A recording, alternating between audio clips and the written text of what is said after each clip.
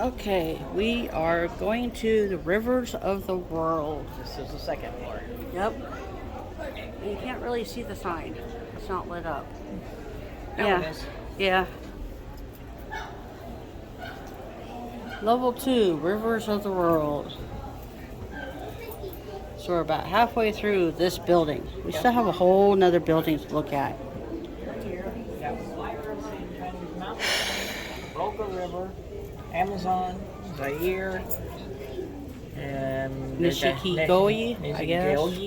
Malarchiquillo, Malibu Pool, Focus Tank, Pipefish, Lake Tanganyika. I think that's Africa. I don't know.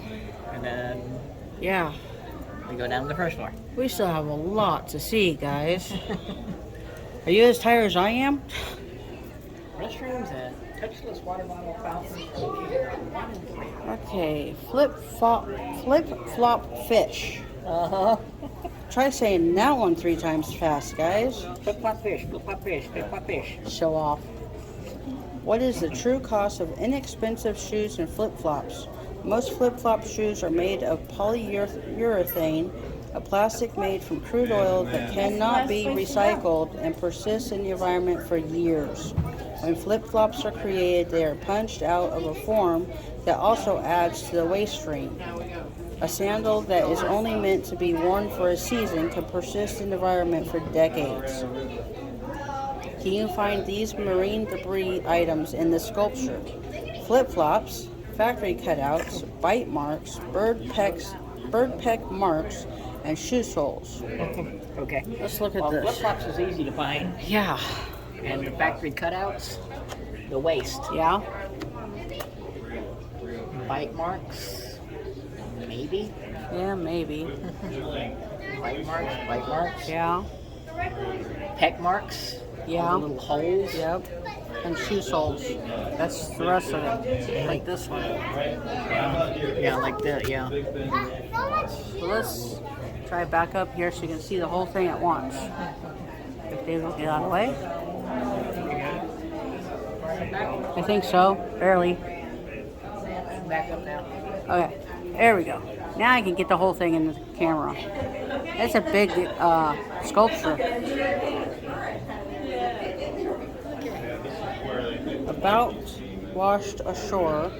Based in Bandon, Oregon, Washed Ashore is a non-profit organization that creates powerful art to teach about the growing problem of plastic pollution in oceans and waterways. Debris on this sculpture was collected from Oregon coast beaches by volunteers and partner organizations.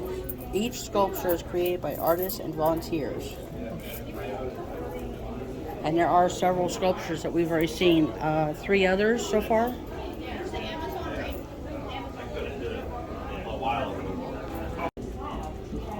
Rivers of the world. Around the world, rivers drain 70% of the Earth's land surface, moving billions of gallons of fresh water into the oceans. The land's characteristics and the climate dictate the types of rivers on a landmass. In some places, rivers may be underground or exist only for part of the year. The rivers depicted here illustrate the importance and complexity of rivers on continental landscapes. For clarity on this map, not all major rivers are shown, but all rivers are important and have one thing in common. When healthy, they sustain life. And then they have a legend over here with numbers, what country and river. And then on the map, they have the numbers where each of the rivers are.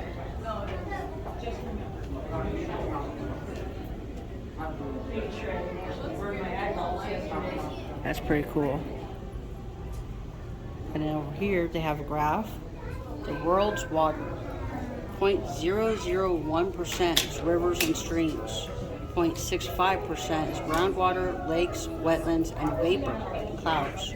2.15% is ice caps and glaciers. 97.2% is oceans. That's a lot of water in the oceans. Right here? Uh-huh. 74? Uh-huh. That's the one we're fixing to visit first. Okay. That's the Fly River. Okay. What country is that? New Guinea. New Guinea. Okay.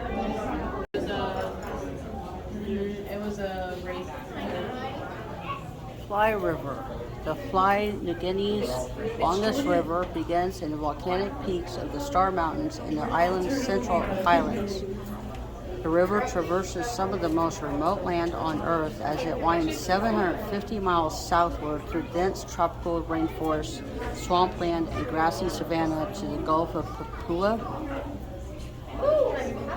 Formed by a collision of the tectonic plates of Asia and Australia, New Guinea is one of the most active volcanic regions in the world.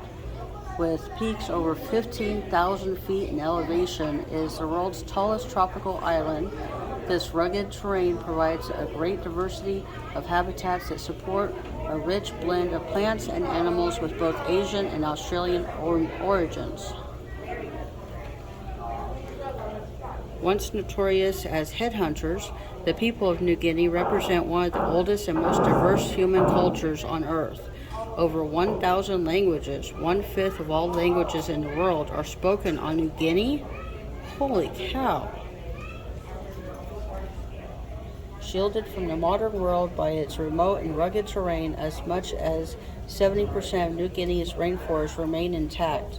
Unfortunately, with much of the hardwood already logged from Southeast Asian and Indonesian forests, world demand for wood and precious metals is turning rapidly toward New Guinea.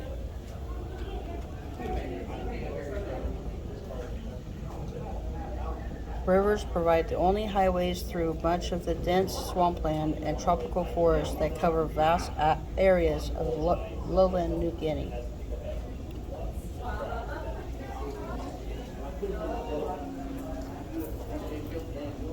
Bozeman's rainbow fish, 3 inches.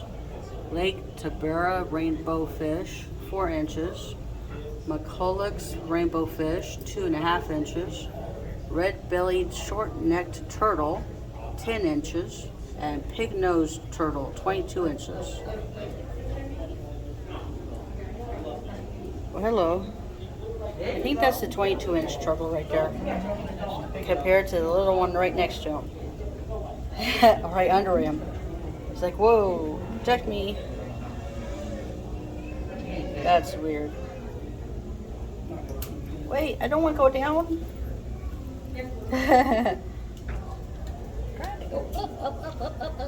All these pretty fish.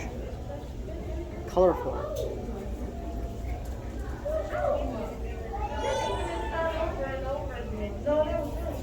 Is that the pig nose? Yep, that's the pig nose. Yeah, look at his nose. It looks so weird. Come here, turtle. Let's see your nose. Pushed off the glass. Yeah. Oh, he's gonna turn around. Look at the way his nose looks. Yeah, I wish he would turn again. I got a Yeah. good look at him. Well, he doesn't want to show us his nose. Let's see. These are different.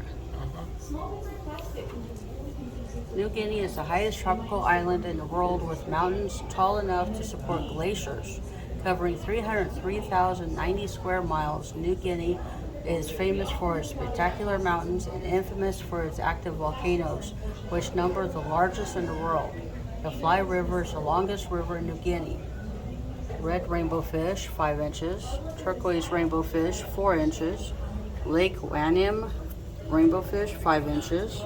And dwarf rainbow fish, 2 inches.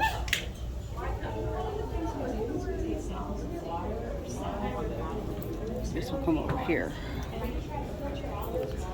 Chinese mountain stream. China is larger than all of Europe and spans 1/6 of the world's circumference. Because of its size, location, and geographic features, China is a global biodiversity hotspot. The southern tropical rainforest and subtropical evergreen broad-leaved forests contain an amazing array of plant and animal species, special places, and creatures. Clear, rocky streams provide habitat for species found nowhere else, such as a rare crocodile lizard. It's a weird-looking lizard.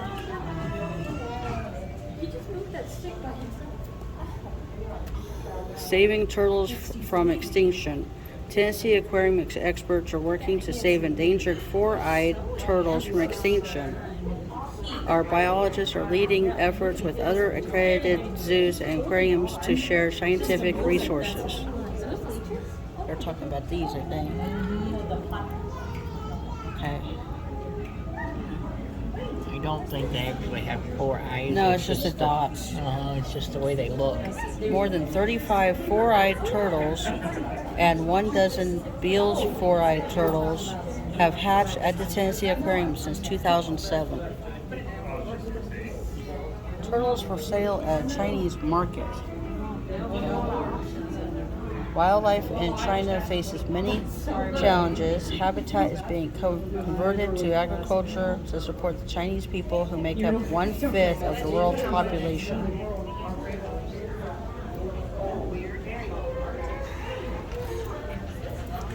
White cloud mountain fish, 1.5 inches. Crocodile lizard, 16 inches. Chinese barb, 2.25 inches. And paradise fish, 2 3/4 inches.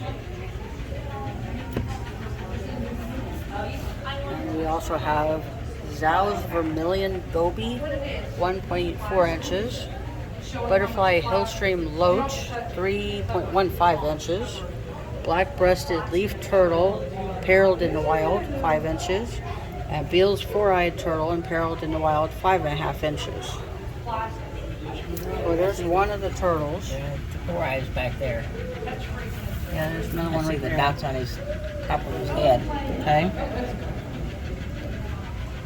And I guess this is the leaf turtle. I'm not sure. Where's the lizard? He's in there. Oh, there he is. He's hiding up on the wall. That's the crocodile lizard. This is my world. Yeah. Oh, there's another one. Oh, Jesus. David didn't even see him. He's the color of the tree. See right there. That's cool. Okay, we're gonna go back over this way. Oh.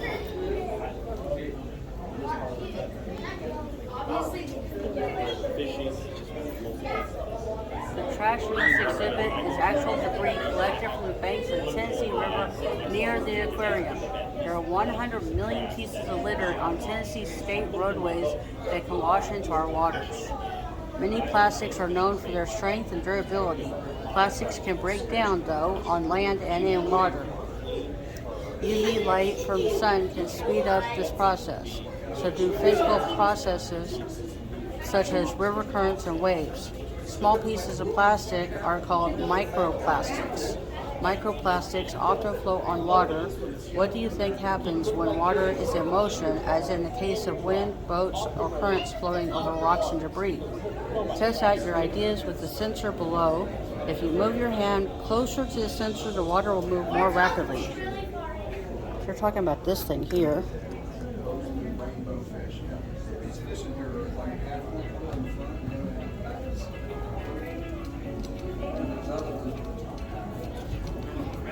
Look at that.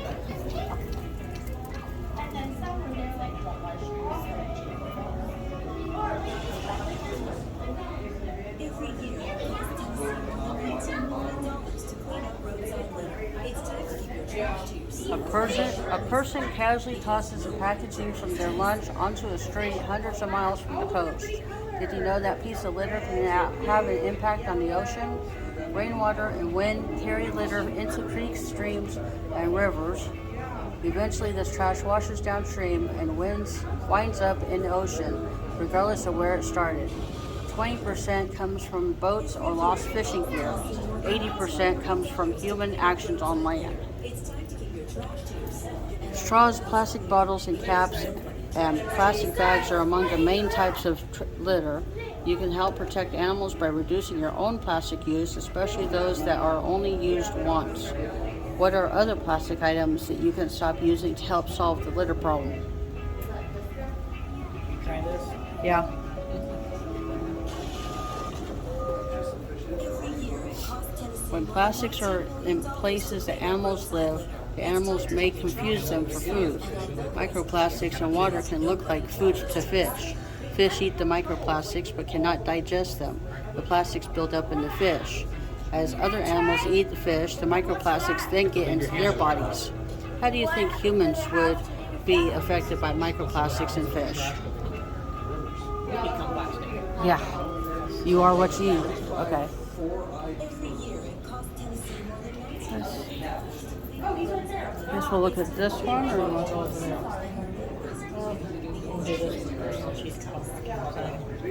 Okay, so this is the Amazon River, and we have marbled hatchfish, 1.5 inches. Kind of a weird looking fish here. Cardinal tetra, 2 inches. Panda corydorus, 2 inches. Gold ringed head stander. Does he stand on his head? 4 inches. Elephant nose knife fish, 18.5 inches. Mendez dwarf cichlid, 2 inches. And Agassiz dwarf cichlid, 2 inches. And a red-headed Amazon river turtle, 12 inches. There's a bunch of little blue fish. There's a turtle. There's a couple big fish. One down there on the bottom. Yeah. Not sure what that one is. Oh, these are all small fish on this side. Okay, so the sign for these is on the other side. On the other side. And there's a big one you can see. Yeah, I see that one sitting on the thing over there. You kind of see his tail.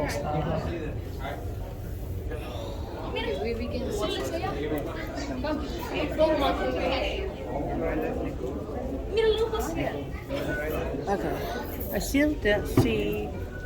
Oh, that was the red-headed Amazon river turtle over here.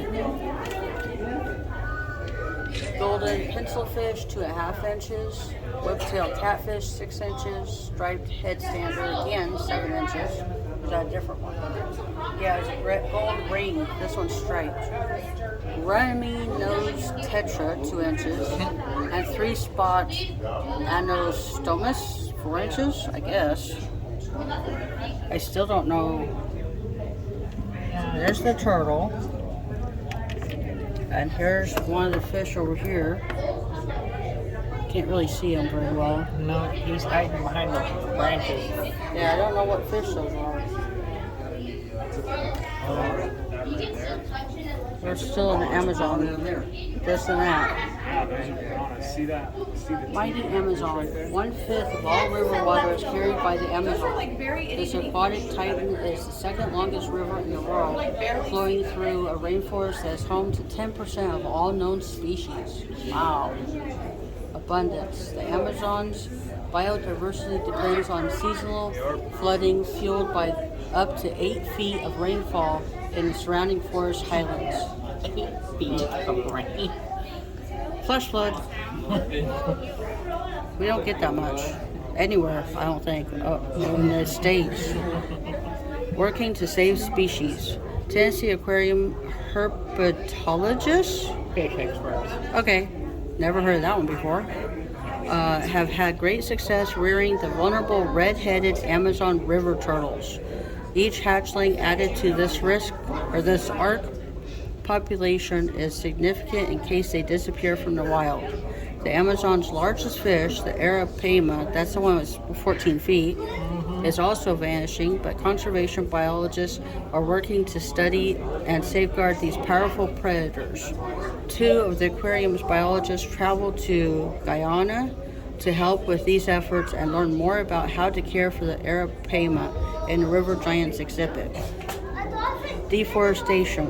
As large sections of rainforest are cleared, many species are vanishing. Much of the timber is burnt on site, releasing millions of tons of carbon dioxide, creating a blanket that traps heat in the Earth's atmosphere. These fires are so big they can be seen from the International Space Station. There's a red-headed Amazon river turtle. And basically, this Yeah. is the Amazon. That's a lot of river. Yeah.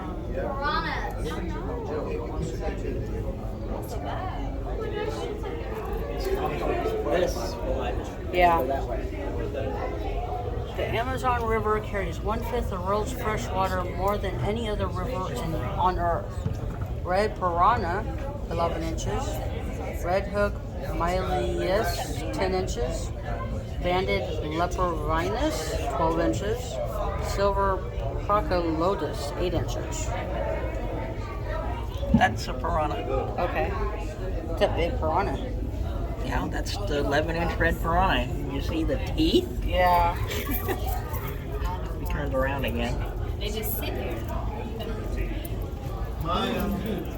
Bring your fish. Let's see your teeth. Yeah? He's not turning. There. I can't really see. Okay. One facing right at you. Yeah. See the teeth? That's a piranha. That's a piranha. You don't want to get your fingers near him either. How come this big? Okay.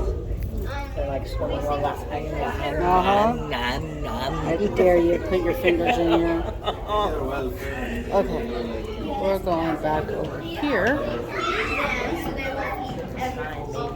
Yeah.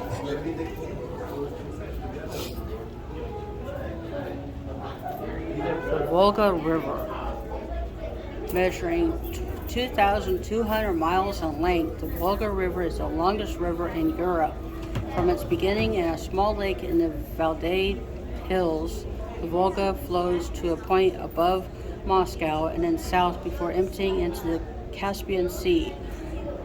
It was along this great river that the trade routes of Russia developed, creating a transportation lifeline that has been used since medieval times. A series of canals, dams, and waterways were constructed in the 18th century, creating the Volga-Baltic waterway, linking the Volga to the Baltic Sea. Additional canals were constructed in the 19th and 20th centuries to link the Volga to the Sea of Azov, the Black Sea, and the White Sea. This massive waterway has made the Volga the heart of an intricate transportation system, as well as one of the largest freshwater fisheries in Europe. That is a Russian sturgeon. Dot. Yeah. The fisheries of the Volga have been historically rich with species of fish. One of the many fish found here is the Russian sturgeon. The sturgeon can reach a length of over 7 feet. Unfortunately for the Russian sturgeon and other species, pollution and siltation and overfishing have caused a sharp decline in their populations. Work is currently underway to slow and hopefully reverse this trend. That's a big fish. That's the Russian. Okay, that one right there. And the one he just swam over is a different sturgeon, Okay, which you'll see it on the sign on the corners. okay. And there's another one swimming this way. Yeah. You have a sign on that side. One. No, that's, the Arctic railing. 30 inches. Okay. It's those small fish. Okay. One of those anyway. Yeah. Okay. Because the diamond stripe one, Yeah. that's the Russian sturgeon. Okay. The Volga River is the longest river in Europe. Although many areas are highly polluted, the river supports nearly 70 species of fish. Russian sturgeon, as David was pointing out a minute ago, 91 inches. 7 feet, 7 inches. Those are 3 or 4 feet. Yeah. And Siberian sturgeon, 79 inches. Almost 7 feet. And they're both imperiled in the wild. Let's see the difference. One's Yeah. kind of white and one is dark. Uh-huh. That's the Russian, that's the Siberian. Okay. You know, considering Siberia is white country, I would Yeah. have figured the white ones. Yeah.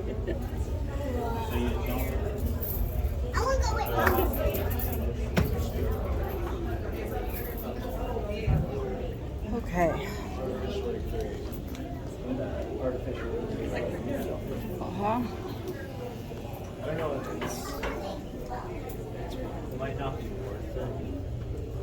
What's that sound? Whenever the eel discharges electricity in this exhibit, sensors in the water deliver the charge to the speakers. The speakers convert the discharge into the sound you're hearing. The sounds get louder and more continuous as the eel searches for food or becomes more excited. LED lights correspond to these bursts of energy but are not eliminated by the eel. Did you hear anything? The eel is probably resting or asleep. If you look closely, you may find it hiding in the plants behind the rocks or a piece of driftwood.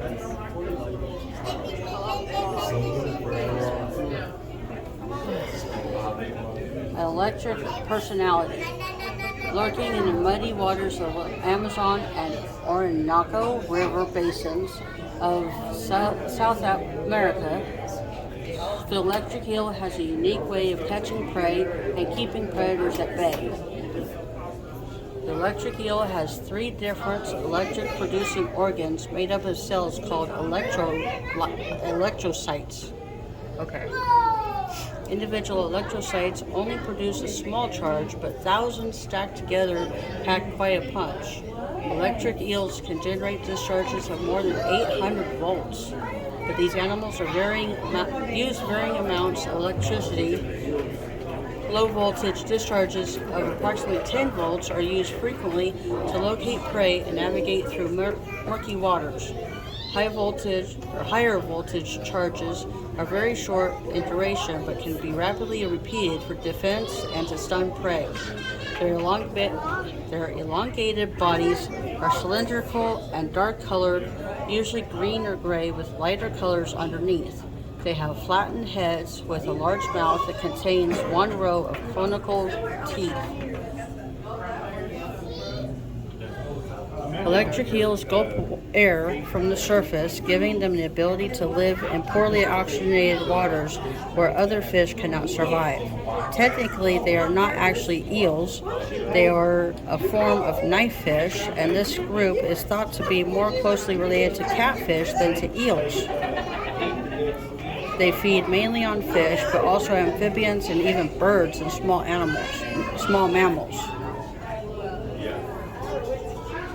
Electric eels live in swampy freshwater ponds and streams of South America. One big shock from an electric eel could light up 20 40-watt DC light bulbs for an instant. Wow. Please do not tap on the glass. Electric eel, 8 feet. Okay. There's the eel right there. Now he's going forward.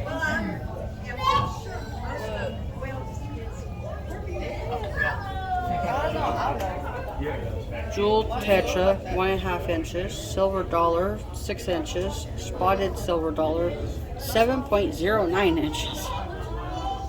Boy, they get exact with that one. Yeah. There's the eel.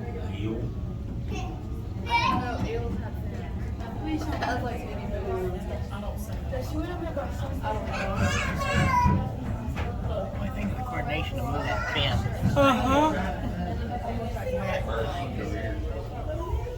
And a bunch of tiny fish in there.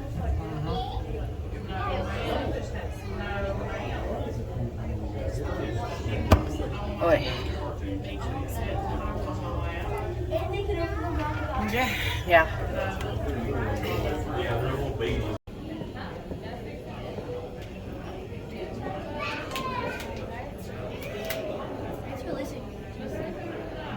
You don't hear anything. You hear the pop? Don't. Here's something out now. And it stopped. But those lights up there are supposed to let you know that the eel is putting out electricity. We heard it earlier, but I wasn't recording. quicker. They literally got an audio pickup, like a microphone, but they've just got bare wires basically stuck into the water. So when he discharges, it picks it up. I was hoping for you guys to hear it. I can hear a hum.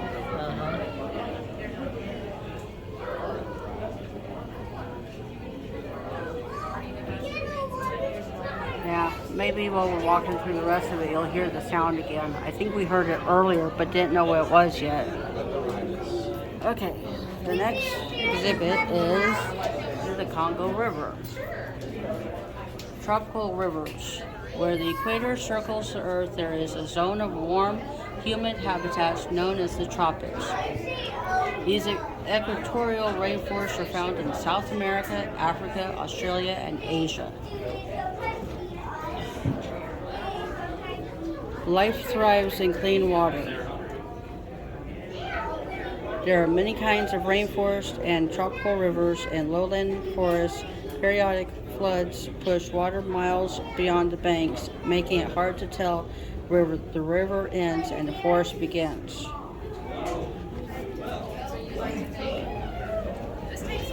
Soil, a universal threat to clean water.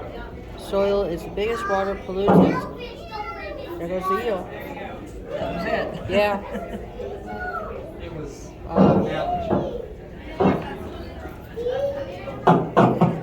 Okay, when it gets in the red is when you hear it.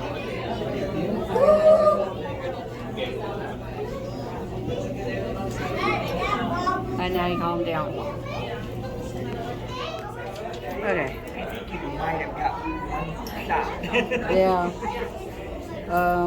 Soil is the biggest water pollutant around the world, filling in the spaces between rocks. These spaces are critical as shelter for smaller aquatic animals and for spawning by fish. Here in the southeast, sedimentation is increasing from a variety of sources. We can all improve the health of our rivers by better managing stormwater runoff to keep soil on land. Keep soil on soil. Yeah. I couldn't find a crocodile. Flowing through the second largest rainforest in the world, the Congo River is the second largest river in Africa. Lionhead cichlid, 4.5 inches. Spotted Tinopoma, I have no idea. Something or other. Yeah, 6 inches. Spotted tilapia, 10 inches. 6-bar Disticodus, 2 feet. Silver Disticodus, 5 inches. Okay. Really big and really small. And dwarf crocodile imperiled in the wild, 6 feet. Ranking the second in the world in terms of freshwater fish diversity, the Congo River is home to 700 species. Over 400 of these are endemic, meaning they are found nowhere else in the world. Wow. David said he could not find the dwarf crocodile.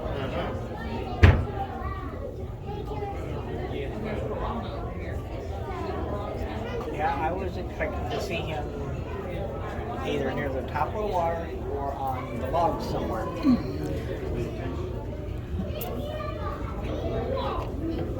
All I see so far are fish. Oh. Maybe from a different angle.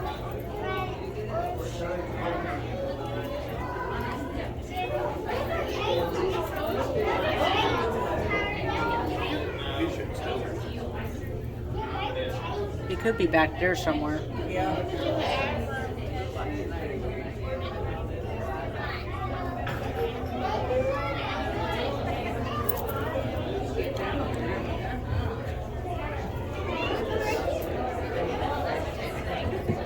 African catfish see the river from a different angle. They often swim inverted, earning them the name upside down catfish. Okay, those are weird.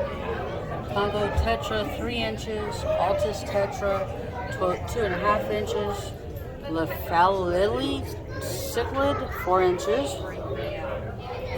Martorelli's barb, 3.8 inches. Longfin tetra, 6 inches.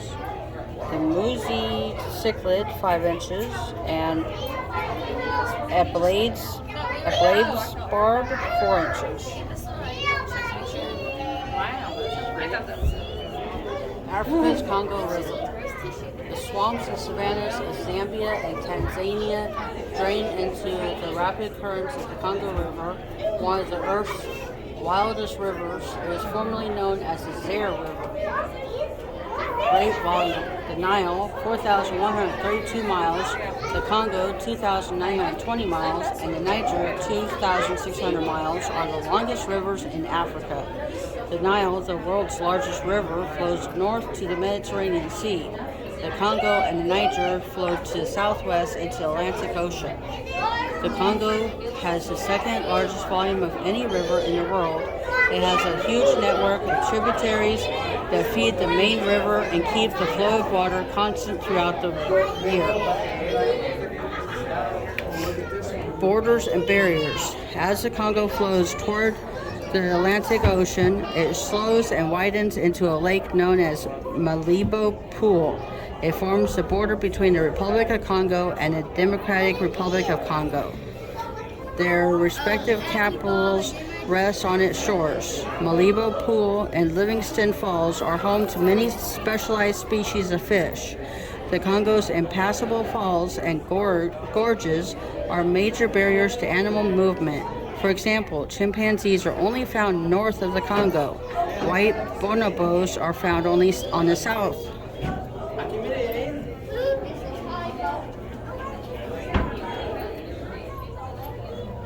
Elephant-nosed fish, 9 inches. African glass catfish, 3 inches. Mottled Tinopoma, 4 inches. Lionhead cichlid, 4.5 inches. And gold Congo tetra, 4 inches. There's the elephant nose. Okay. There's one. Oh, he turned again. Yeah. Looks like a dolphin nose. Kind of. He's swimming away. There's a couple in the background right there.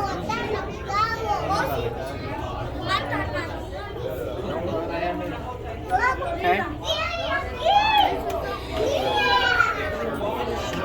Another sign.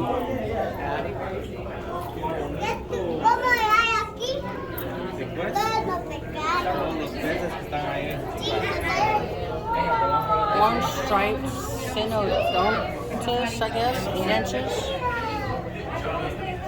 African knifefish, 12 inches. Blotched upside down catfish, 3.8 inches.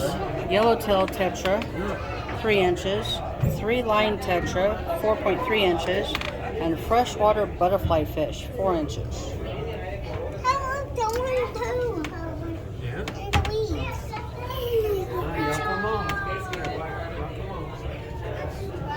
Get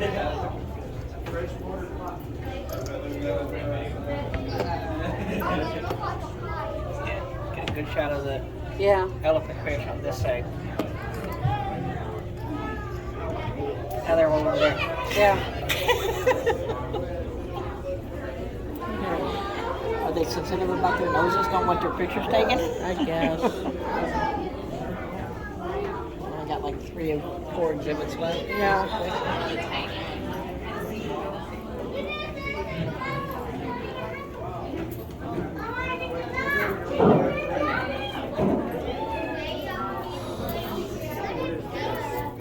A river in Borneo. The Kapuas River is the longest river in Indonesia, stretching 710 miles across the tropical island of Borneo.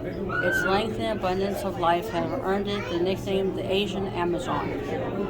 The waters of the Kapuas River transform as the river moves through the landscape, from fast-moving streams and deep river channels to systems of connected lakes, blackwater swamps, and there goes the eel again, and marshy plains. The river's length is about 60 miles longer than the Tennessee River. and it drains a watershed of more than 38,000 square miles, roughly the size of Kentucky. A biodiversity hotspot, Borneo, the world's third largest island, is home of some of the oldest rainforests on Earth. An incredible array of animals and plants live here. Over 16,000 different species. Borneo's rainforests are vulnerable to deforestation from logging for the wood industry, conversion of forests to palm oil plantations, and forest fires.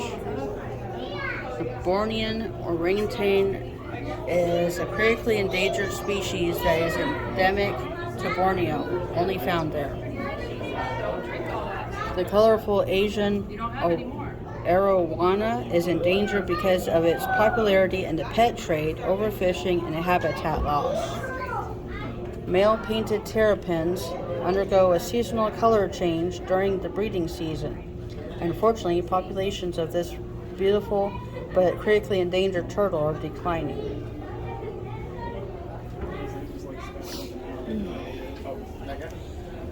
Tricolor shark minnow, 13 inches. Tiger barb, 3 inches. Tinfoil barb, 10 inches. Low light rasbora, 1 inch. Clown rasbora, 4 inches.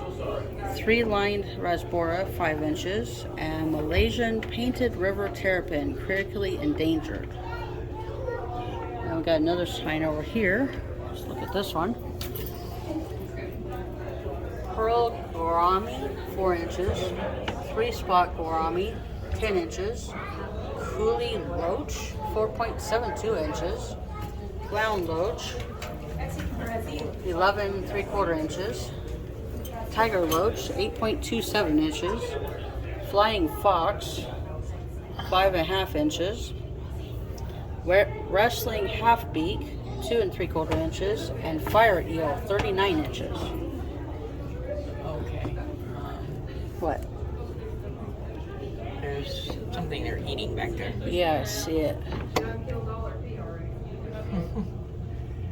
I don't know what that is. Mm-hmm.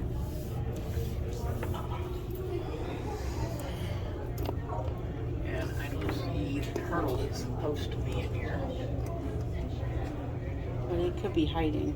Mm-hmm. Yeah, he could be in a cranny somewhere. There goes the eel again. That sound is the eel, the way that they have it set up so you can hear or know when the eel is sending out an electrical pulse. Yeah. I don't see the turtle. Yeah. And And there's a couple places he can hide. Oh, there's a lot of places in there he can hide. Particularly as you get more back toward the back there. Okay. Picture him while he's available. I don't know what this is yet. And then there it is. Aquatic caecilian, 20 inches. That's not what it looks like, despite appearing to be an eel or lamprey. I don't know. These animals are a type of legless amphibian. They are obligate earth breeders, which means they have to come to the surface to breathe. In other words, they can't stay underwater. Ah. Yeah. The eel going off again. He got pissed. It's kind of hard to see him. Yeah, because it's really dark. Look out, David. Because they're not going to. They'll run over you before they stop.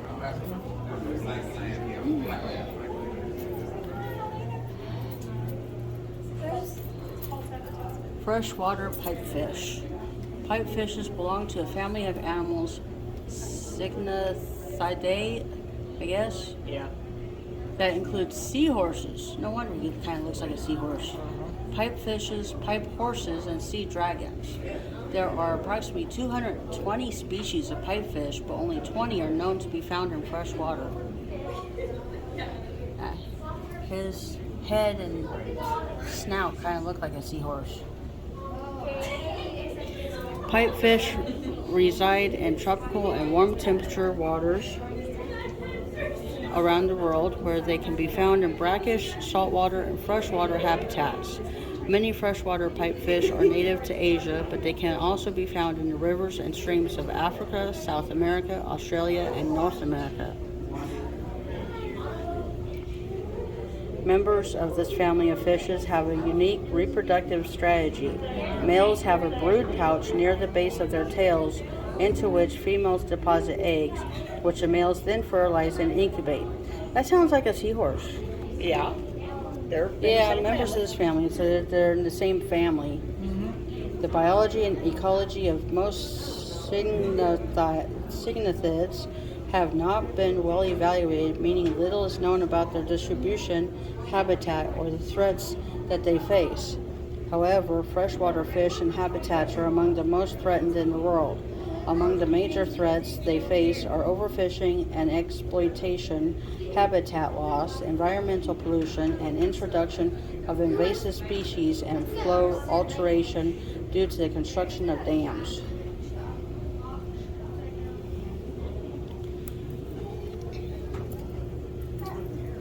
Okay, that's the one that we were just looking at. Mm-hmm. They have other fish in here, but they do have the sign over there. They got another sign. Yeah. Excuse me. Short-tailed pipefish, black-lined pipefish, 8 and 6 inches respectively. Harlequin rasbora, 2 inches. Stone catfish, 1.5 inches. And reticulate loach, 4 inches.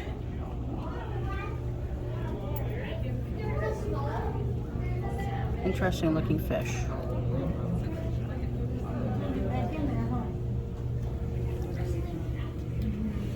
And I know you probably can't see it on the video, but you look real close.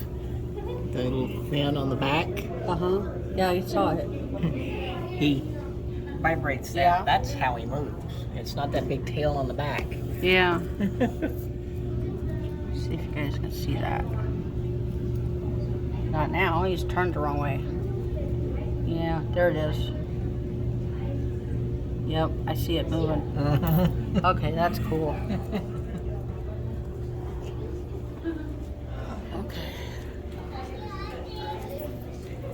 This is effectively the last exhibit here.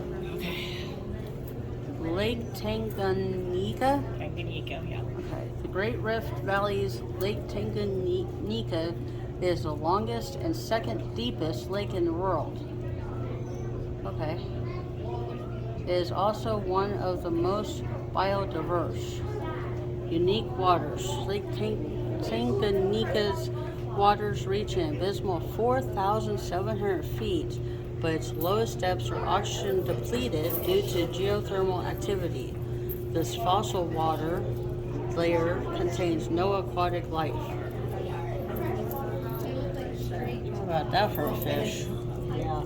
Up to 450 pounds, the Nile perch is a voracious predator and one of the world's largest freshwater fish. Full of life. More than 350 species of fish live here, including 250 species of cichlids. Conservation organizations work hard to protect these aquatic animals and this fragile habitat. Learn how you can help stop the spread of invasive species when you visit the Tennessee River Gallery ahead. We're almost there. Toothy predator. With its razor-sharp teeth and powerful body that's built for speed, the tigerfish is one of the lake's apex native predators. They have been documented leaping clear of the water to snatch low-flying barn swallows, a regular part of their summer diet.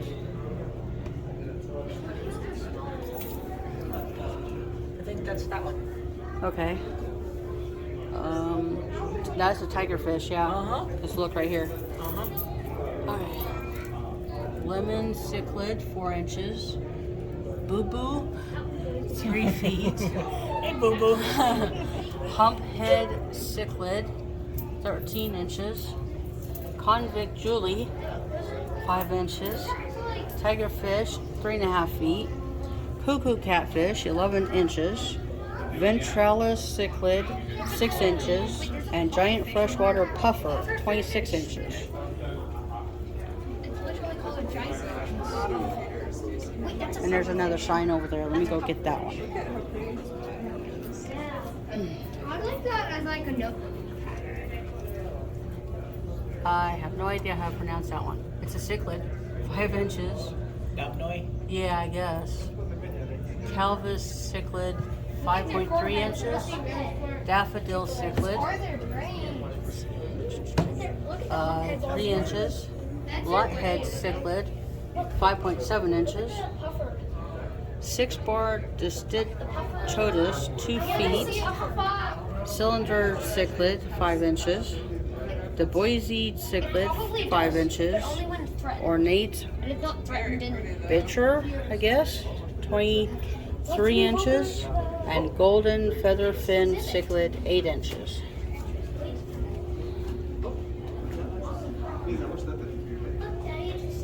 That's an interesting looking fish.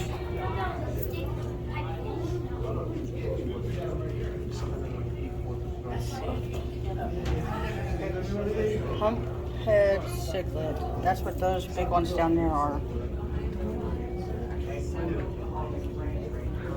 With the dark and light stripes.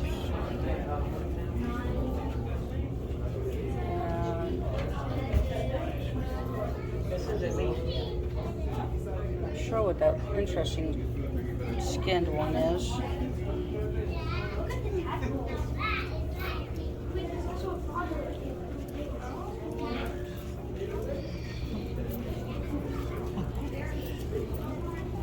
How many of the at least 10 frogs can you find?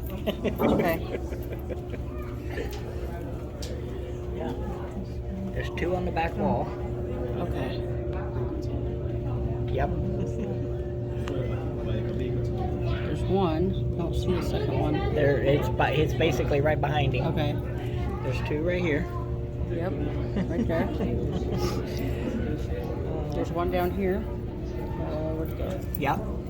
That's Yeah. one. You can't get him on the camera. There he is. Right below the water. Yep. There's one. A big one. There's one on the glass right there.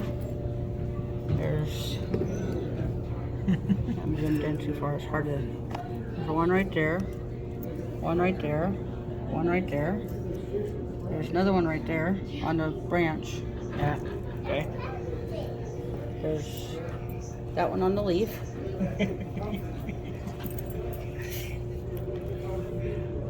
There's that one on the window glass. And the thing is, you look here, Yeah, it looks the same. condensation.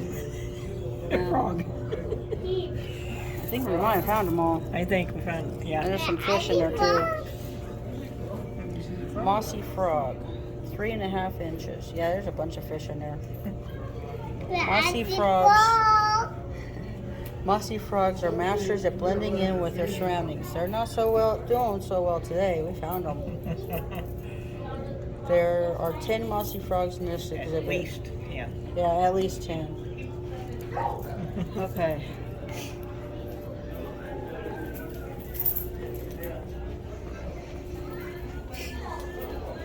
Yeah, there's that again. Yeah. It's the same one. Basically. I thought they were all different pictures of otters at the other one. No, they weren't. Okay. Hope you guys enjoyed this video. If you did, make sure you give us a thumbs up. Share it out with your friends. Leave us a comment down below. Tell us what your favorite part was. If you saw an animal that you really like, your favorite animal. If you've been to this aquarium or any other aquarium around the world, let us know down in the comments down below. We hope you enjoyed this video. If you're not already subscribed, make sure you do subscribe and smash that bell icon so you get notifications when we upload new content, which will be at least one new video every week. We hope you enjoyed this one, and we'll see you in the next one. We hope you enjoyed exploring the Rivers of the World section of the River Journey at the Tennessee Aquarium with Wolvespirit today. Check out the next section, Turtles of the World.